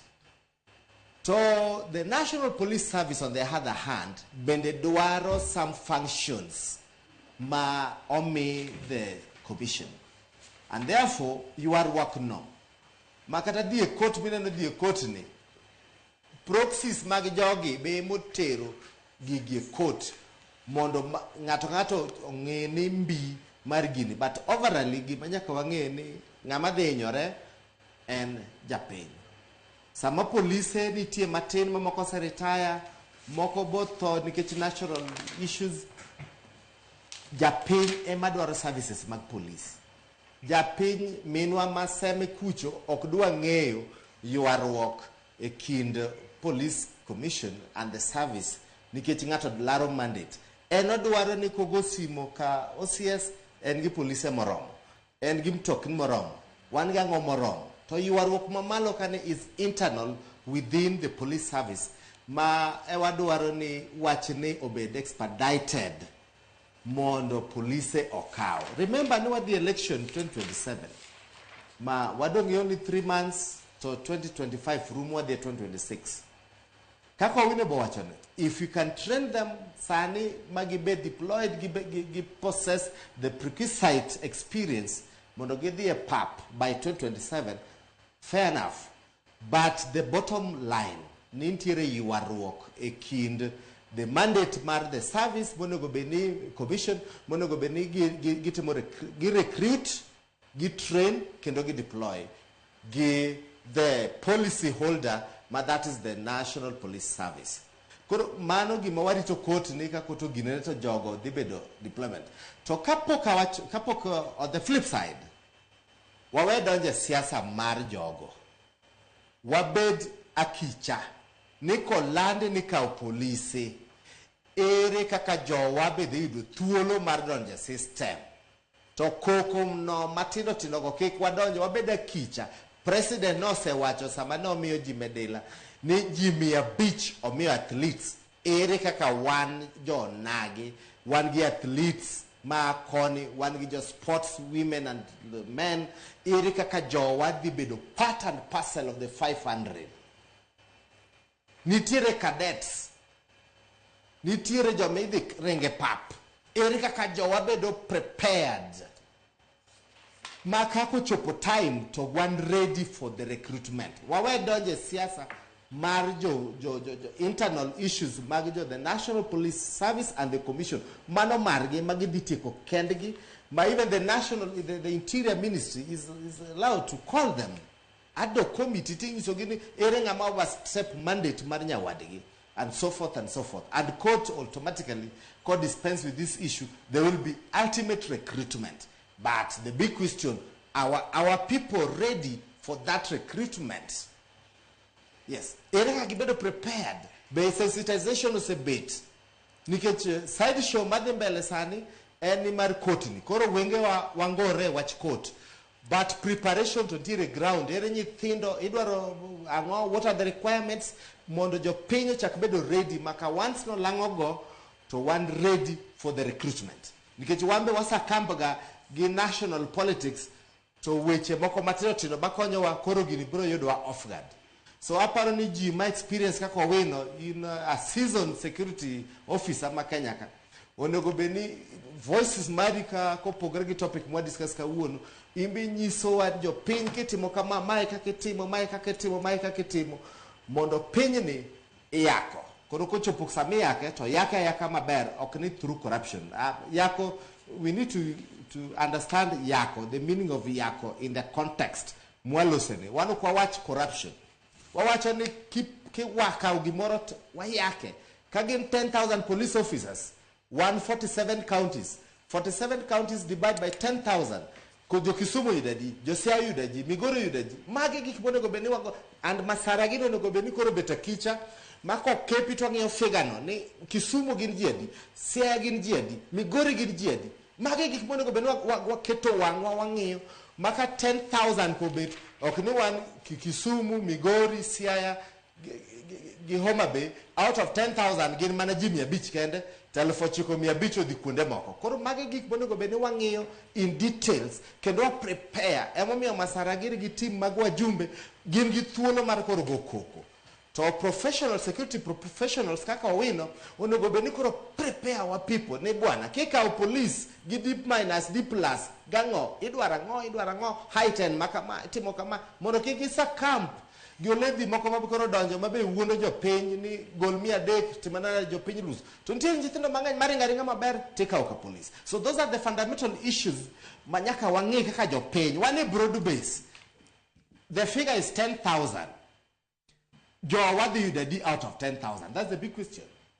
Nikech case ni to dhiru me court very soon. Out of 10,000 jo Siaya, jo Homa Bay, Migori, Kisumu. Out of 10,000 jowa gina di kanyo ok ni wan wacho Kisumu baloko ni jurisprudence to ga koro 10,000 oseter kor kwa wago Owino Bankor ni one out of 10,000 waji jowa 500 kende mane mano gima konego beni sane iyako sirkal kendo wa prepare uru wagojo piny wago nduru ni mondo yarawere oikore. There's recruitment. Erokamano ahinya wawinje yo makare. To kodhi stop permanently. Erokamano ahinya Opondo. Hanno ka dakika 30 oseromo tok saa 2 mar okinyi. Adan man mon bako yo matin kata kamano ang'eno Owino kanyakla kod Masara untiere kod duoko monego benu duoko kaluore kod kepo mago bila. Ka yo matin nyaka rongo jwan kik dhi mabora.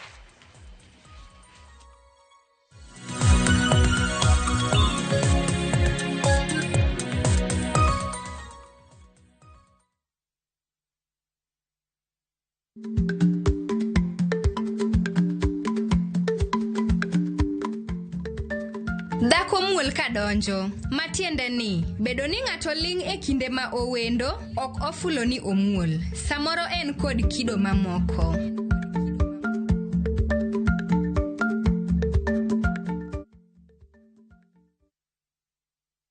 Your Asian adventure awaits na View Travel. Ready to explore? Dive into the vibrant energy of Thailand, stroll through Singapore's dazzling streets, or unwind on Bali's pristine beaches. Discover the rich cultures of Malaysia and Vietnam, the serene beauty of Laos and Cambodia, or the innovation and tradition of Japan and China. Whether for leisure, learning, or business, unforgettable experiences await. Tembelea Asia na View Travel. Visit viewtravel.com, call or WhatsApp 0703 254 254. View Travel. Dream, explore, discover. Machigni nyakoromonga jwange chenro mar ngoma owake. Wok ticha kelo ni mix bokwe. Kaito tichario. Reggae owake, yani tunaongea na majar Rastafara. Lafu ticha dek nyakoromonga jwange. Akelo ni mana yani ngeni baka giwasani. Ticha ngwene is kama nene, yani kitambo zama za kale. Alafu Friday, si unajua tu Friday tunafanya namna hii. Nyakura magojong Friday ni supu zo wake. Sapara kidaka paga beach nyaka sapaga rio. Kod Ann PDG, Papa, Vic, yani ukipenda mzee kijana.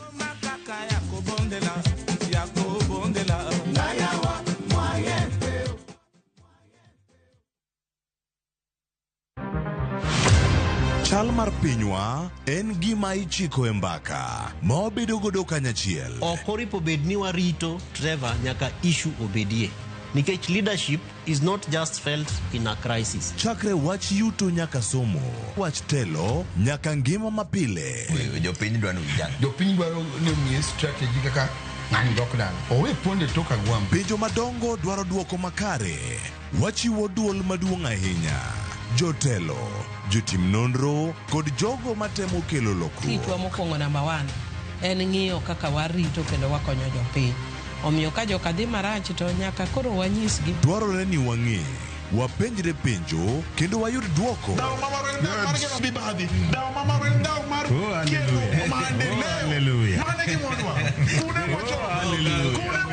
Riuri kod Trevor Ombija, Tich Adek, Sadek Otieno, mana e Ramogi TV.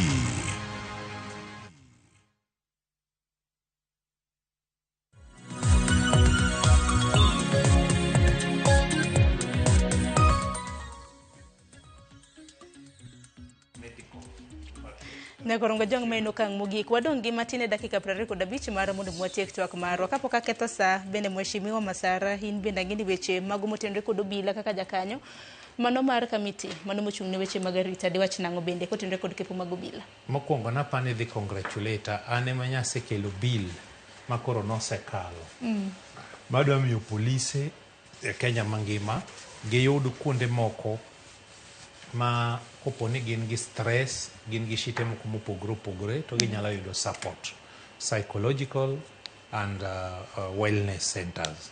Bill nano nosekalo madhi konyo obila. Machielo nadwa wacho ni yuarruok no is neither here or there. En gimoro mabedo created, en artificial. Mana kaka Owino nosewacho ni commission majority mar members gin police, the IG, the 2 deputies, to kendo gi retired administration police officer mane rank mamalo to gi 1 mar Kenya Police. Koro gin ji 5. The rest of the people gi represent other profession kaka law, medicine, to HR. Yes. So gima mono jogi winjore, and I think it's just ego. Because at the end of the day, the commission is the police. Ka IG bedo kanyo, deputies ge bedo kanyo, gi polisi manositiyo mo retire ariyo bedo kanyo. Gin kata kigo kura, gieo ji 4 ma civil servants. To what is angoma katiba wacho? Kar dhi e court, ji onego dhi e katiba ni katiba wachango. Role ma IG onego tim, to gi role ma commission onego tim, kech commission to IG nitiere ma gik modwaro kodhi obedo kacha, kendo it is very clear ni ka gionge to meeting ok nyal bedo nikech quorum ok rom. Ing'e mano, quorum ok rom, so nyiso ni the commission ok nyal tiyo ka IG gi deputies gi onge nikech there is no quorum. Koro en artificial ma obedo created. Nyicha waluongo gi wigi ariyo mokalo, wadhi ndiko report napani kiny about their problem, but nyo wasewinjore ma ne wawinjore kod gi burano ni recruitment ne dhi tim, nok dhi tim this time round ma digital cha, ni dhi tim atim ma normal, nikech kane wang'iyo ni how prepared giikore marom nade, kata Kenya as a country ikore marom nade e wach digital ni, ne wawacho ni podi manyaka nosepedhe e gazette centers mnane beni dhi timo recruitment. Yes, koro sani recruitment ni dhi tim atima kaka ne time chon. En gima lit ahinya ni koro chunge, nikech mokwongo sani wan gi polise matin, mang'eny osetho, mang'eny oretire, moko bowuok oweyo police service ka gidhi pursue their dreams elsewhere. Koro jomatindo be sani ng'eny madwaro tich, mane nafas makende ma jomatindo ne nyalo yudo go tich. To wageno ni kotwa gina life to the fact ni Kenya dwaro polise mang'eny. Gibro miyo case no priority mamalo mondo room mondo police obed recruited. Owino nowacho wach moro about the quality of police officers more produce. The Constitution of Kenya 2010 ema nowacho ni koro wabedi gi IG achiel moriwo polise gi. Gima tabu entiere ni ok wa invest a lot in capacity building, retooling. Ng'ama ne en administration police to koro kele Kenya police. Sama nodhi e college nobedo trained nade. To ka nobedo trained differently, onego duoke e college mondo miye the knowledge ma dwarore kaluwore gi tije motimore nade manyien.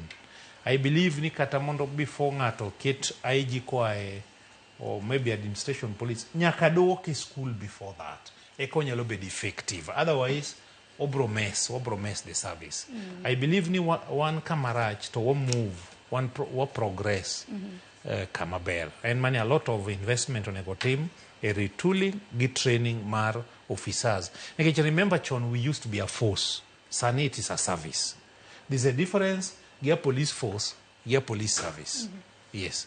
So all these, there are a lot of investment in retooling of police officers or mondo wayud officers maber manyalo gi chief mayor services maber to the public. Ero kuma nena Owino mani lero cha bende mar mondo mi jopiny winji ni en ywaruok ko sango ma osebedo ka dhi mbele. Mokwongo ji mang'eny kapok gimoro penjo bono penja ka kidhi recruit ji wan kako jotelo monagi ne wanyiso president maber chakre gi jopuonj polise kech jowa koro onge system ne gitin makoro nyaka timnwa affirmative action, nyaka miwa ji mang'eny deliberately mondo fill the gap.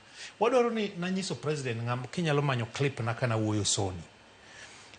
President nyaka meka deliberate effort mondo mi kijendewa ma demonstrate ka man gi jo form 4 kawgi mondo koro gibede police service mondo mi lit magin go chani okondik gi giyud nafas orum.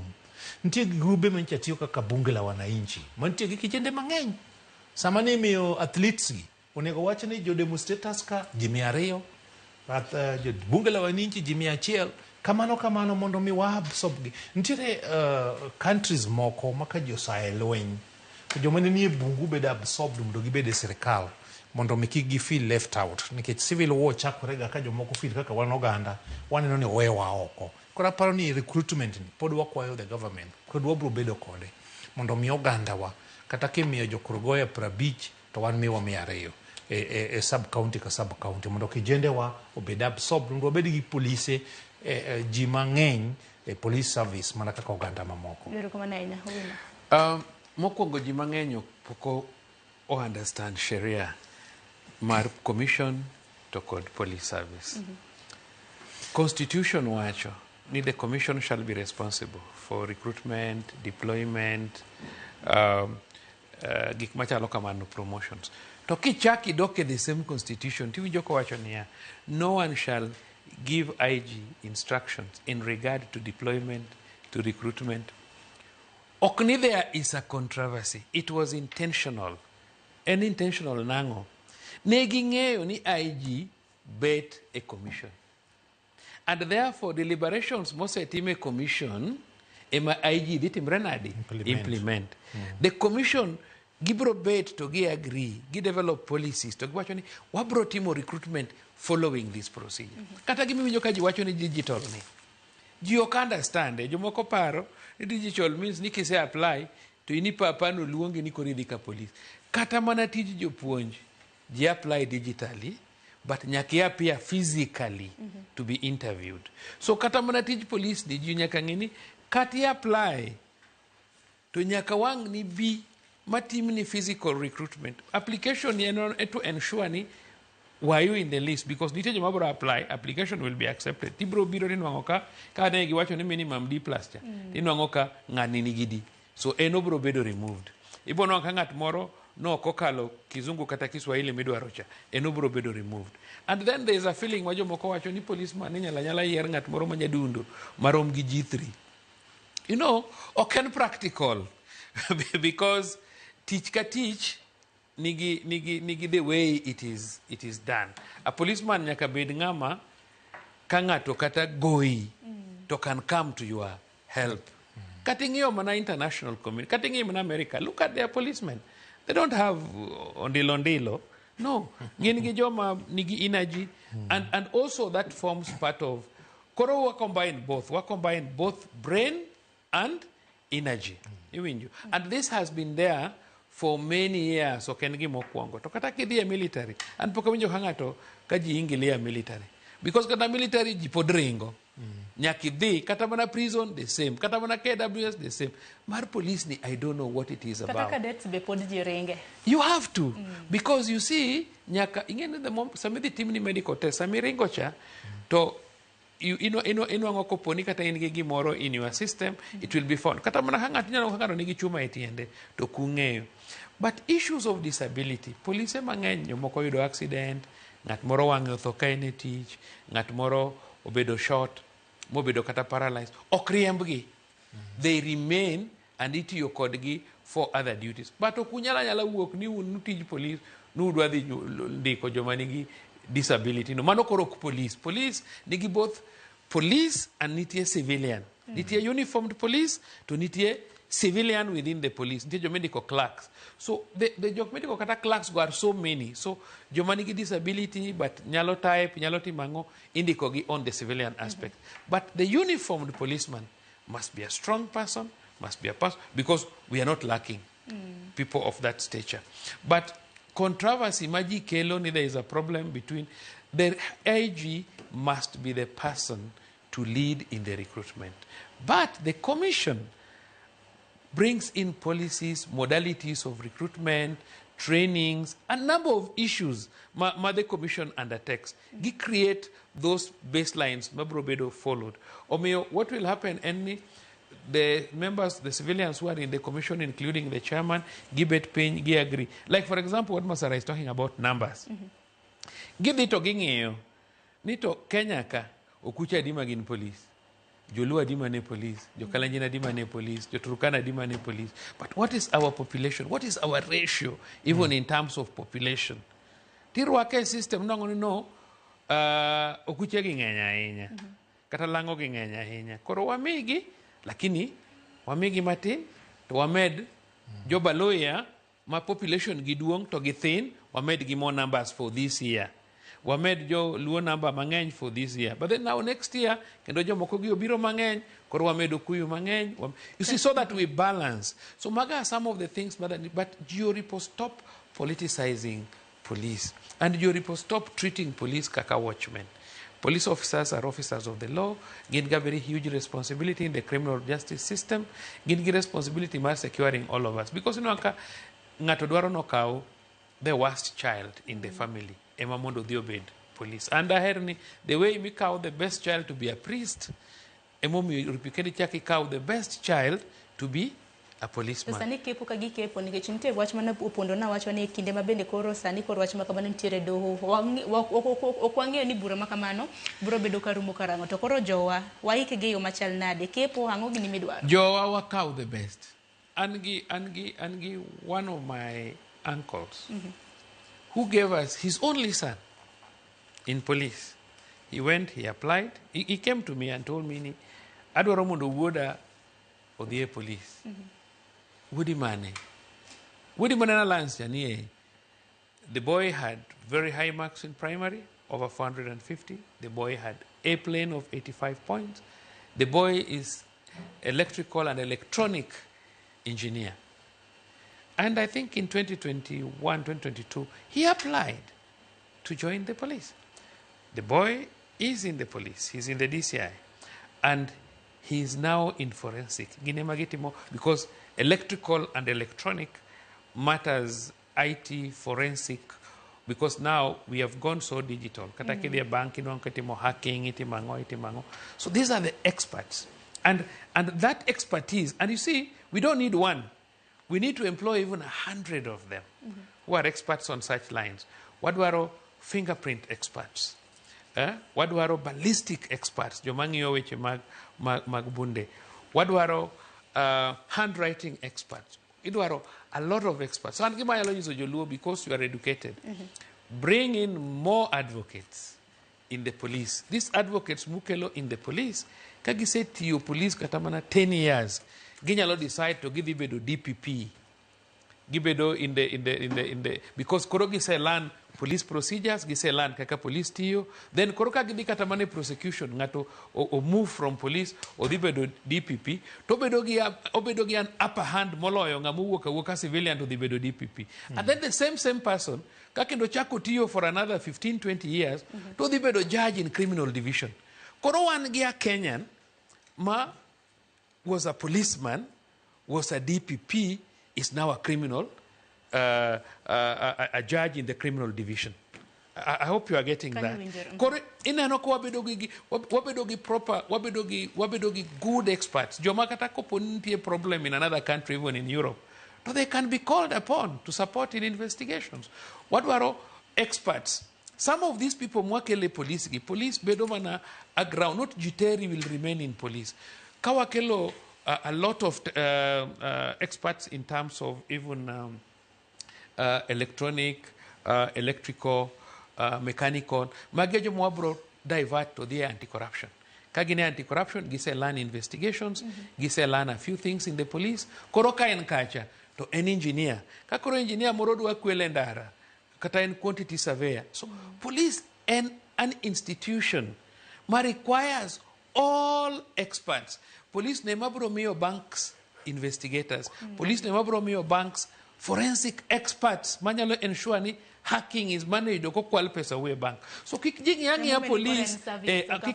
ya police as an institution madwa train jo mago obunde kende.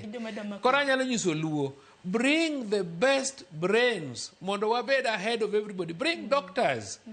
Mondo biobed police. Mondo get the scenes of crime. Mondo from there giti city mochari, giti kure, gibed pathologists. Are you getting me? Gibed jomanyalo timo certain important things might involve those. So police duaro quantity surveyors, duaro engineers, duaro lawyers, duaro doctors, duaro professionals yes, communication expert. yes, like Anne atimo siasa, atimo communication at university level, master's level, atimo international relations. So okibibiro ni kisungu ni tek molo mara tutamenyana. Okibibiro ni mono lejebo siasa maloya echemokan more detailed than you are. So gimwadwaro en ni gimanyalo advise luo ni samaji kelo jo D+ gi kele uru the best people manyalo progress in future, manyalo bedo even judges through police, manyalo bedo serious investigators at various levels, at even international level. Omiyo ananya wacho ni Luos don't go for quantity, go for quality and be above the rest. Erokamana nyintere ote ariyo madaro mar mono miya somo kaso walura na chenro. Injinia Lazaro Kanyambo kowacho ni oyie kod Chal Owino. Iwacho ni maja mano mar AP kod Police of General Duty to kelo challenges mathoth. Ex-servicemen biro nyisi ni training manual mar AP involves a lot of paramilitary. AP very poor at investigations and detections. Tiwacho kanyo ni ineno ni gigi mondo duok kaka ne gintiere chon. Imedo ni AP mondo o take charge of border patrol unit, while general duty otim tij maintain law and order or gilok training procedure. Hapa tunatik chenro makama Opondo gi wachni mogik bende par ni nitiere jo Kenya ariyo ma bende wachore ni noteki e piny mano mar Uganda, Bob Njagi kanyakla kod jalno mong'ere kaka Nicholas Oyo. Manyaka sani kani winjo bile e piny Uganda giwacho ni gin gi kia report moro amora kotenre kod teko mago mag jo Kenya ariyo. Giwacho ni mogik watieko mana mapiyo Opondo.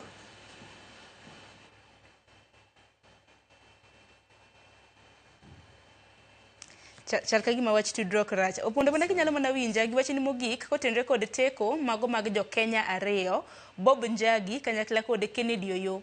Manyaka sani kani winjo bile e piny Uganda wacho ni gin gi kia wach mar teko margi ma bende liekre ni notimre e piny Uganda chieng' tich adek mar juma mokalo. Sharon, Kenya ka wan gi structures and systems maber. Onego beni foreign affairs oselose wachni. Because that is their mandate, foreign affairs. Not even the Ministry of Interior, the foreign affairs. And the ambassador ma Kenya to Kampala, onego beni address this issue. But in most cases, our ambassadors and envoys, maybe posted in foreign countries, or have got the interest, magjo Kenya mane pinje makogo. So, man, is the high time mondo wari reprimand our envoys. Because man tijgi. Okwanyan blame jo security maboda mabusia makatabukuru. Purely foreign affairs. Onego beni ambassador ma Kenya to Kampala osechiwo statement. Manyiso ni jiario majo Kenya no mark Uganda, this is their position. We don't wait for the police commissioner ma Uganda mondo mewa report. One gi ambassador wa mantiku. Number 2, one nyaka gi security attaché mission wa Kampala. Onego bed ni security attaché no setimo investigation mo brief the ambassador kora ambassador ne chiwo report. To one ambassadors ma wan go mobedo deployed in foreign missions, they don't serve the interest mag jo Kenya matagore kuonde moko. Wan wa winje ni for the last 48 hours ambassador ma Kampala pokoloso. Gik moko timre mang'eny, jo fishermen mako migingo kadhi kocha. No ambassador is talking from Kampala. So it is high time the foreign mission ma Kampala be reprimanded because monoket gini once and for all. Okwanya rito commissioner mar police ma Kampala maloso to one gi security attaché based at the Kampala mission. One gi ambassador waka. Opondo aneno ko Owino nitiere koda wach machielo kopogre kamna gigi mbese bedo kiwache nango medo. Chiso Opondo niya. Achilaki ne anatimo diplomacy. One gigi milongo ni diplomatic relations between our country and other countries, and more so even our East African countries. Nitie gik milongo ni internal affairs mag another country. Many a times inwango ni okoyenwa donjo into internal affairs of another country. Nitie seche mabende jowa are involved in activities mar not every country ni kod its standards and procedures. So gimanyak wakwong wapenjre ni to jowa gino dhi timango Uganda. Dibed ni ne gidhie internal affairs ma Uganda ma has nothing to do with our diplomatic relations. But all the same gin jowa.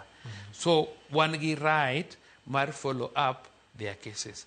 But nyakwa bedi gimilongo no soft diplomacy. Okwanyal die media, okwanyal goyo koko. As we speak today, Ibonangoni, our Minister for Foreign Affairs, our PS for Foreign Affairs, and our ambassador are communicating with Uganda government diplomatically, not through activism. Because nitie issues mwanyalo discuss underground, mokwa disperse, and we negotiate and have our people back. So that katako ponon wangi koda something marong the other side. You remember our person Manebedo hanged in Saudi Arabia. No se kalne kata twitch mar tho Saudi Arabia. But you see, we went through diplomatic negotiations until we managed to have him back. And it you can even have them back and even charge them. So katana jok mino mo the Uganda. Sometimes you can be surprised. You know, when to the Uganda to kalakala border to katabana documentation motimo onge, which is illegal there. We are not saying that is what they have done. Omiogmanyalo use Opondo ni hold his horses. This is diplomacy. Diplomacy oktim gi activism. And the foreign affairs may not come out and start attacking Uganda on this matter because they are matters diplomacy. Omeanya wachoni, the matters are being handled diplomatically as the name provides and not through activism. Opondo mana kitieko koro. Apparently Masara should say something before he finishes. Yeah. Aya, Masara mana kinyalo wacho kasto Opondo otieki. Mokwongo ada wacho ni nitie japenjo moro mano wacho ni jodoke e training machon. Katiba ok oyie mano. We must go by the constitution. Mar ariyo, wasewuok e police force to the police service. What is important ni joma ne nitiere mano bedo trained kaka administration police to koro mana kaka nasewacho temo otich mopogore onego dok gi training. The right English en retooling mondo giyud the right knowledge maginyalo serve go jopiny. Machielo mabende adwa nachaka wach ni Chali, the truth of the matter ni police service ok attract jowa mang'eny ma osomo because of salary. Wasebed as a committee mar internal security and administration mowacho kata sani no yaw hospital mar police. Doctors modhe kacha ok budhi because kodhi oko titimruok nade idhi chule maber moloyi. Koro gima nyo wawinjore gi inspector general ni doctors mokaw ikaw gi e rank mar malo mondo mi salary gi gibed retained.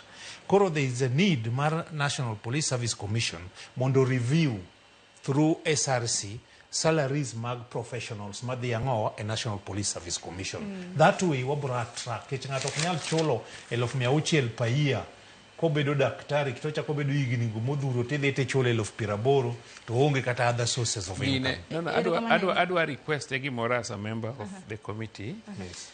Police nigi gimilongo no strength and establishment. You see, these people who don't be recruited at a high rank. You know, in like military, gini regulations. Ni kondiki as a doctor, okinyal rise to be a CDF. Igik mana at the level of head of medical. Iwinja. Kondiki as an advocate, okinyal rise to be a CDF. You know that one. Police ongegi mano. Inyanwango ni ondik ngato udwano ondik ngato as a superintendent level to lack the experience mane wadwaro piny kaeni, the actual work morube no ng'eyo. Then kinja kabindigi obedo president to kete mondo bed in command. Iwinjo. So kapok uloso those structures, gimane unyalo timo en ni wabed gi gimiluongo ni structure for, let's say, medical. Ubed gi that structure for medical. Ondik gi andika at normal levels. Ndalo mane indikowa, negi moro biro ni ninwango ne indikowa as constables from 1990. To in gi degree tindiki as a constable, or in ja A-level tindiki as a constable. So what happened, and ni negi introduce gimilongo ni graduate salaries ma graduates negi bedo entered at graduate level. Manen job group K instead of the very low level. Omiyo kata mana mae unyalo bedo ni doctors nigi standard salaries even at government level. Kore nyalo wachi ni kibiro as a doctor kata ka rank ni en inspector but salary ni tibedo entered at medical level. Are you getting me? But kiku make a mistake nudwa enter a police officer at superintendent level asto ngani king bron wango a way through to bedogo DIG or IG or DCI and practically you can police. He's just a doctor. Chelis ni onego bed no consultant. Onego bed no the National Police Service Commission onego kawia za consultant. I'm wondering why brains machalo kama Opondo kintere county makisumin makodi lor nwa TWAK gi wachin mogik.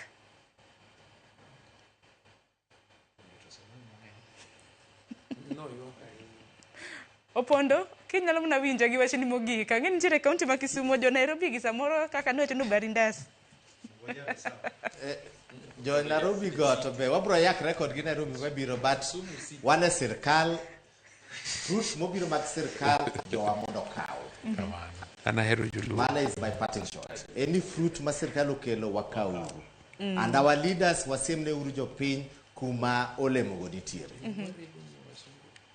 Erokamano ahinya Opondo kintiere kaunti ma Kisumu. Elly Opondo en director mar Champions of Peace Kenya. Bende nwantiere ka gi Chal Owino kanyakla kod Dr. Peter Masara ma bende en jaod bura ma Sunawet. Sade ko saromo nyaka rom gajwang. We wamake mana gi kanyo chenro mago pod dhi mbele. Sani wadonje chenro mano mar mbaka oromo odiochieng' kawuono chenro makama idhi bag kod nyawadwa Joyce Oduor nyaka rom kanyo saa 5 mar onyango.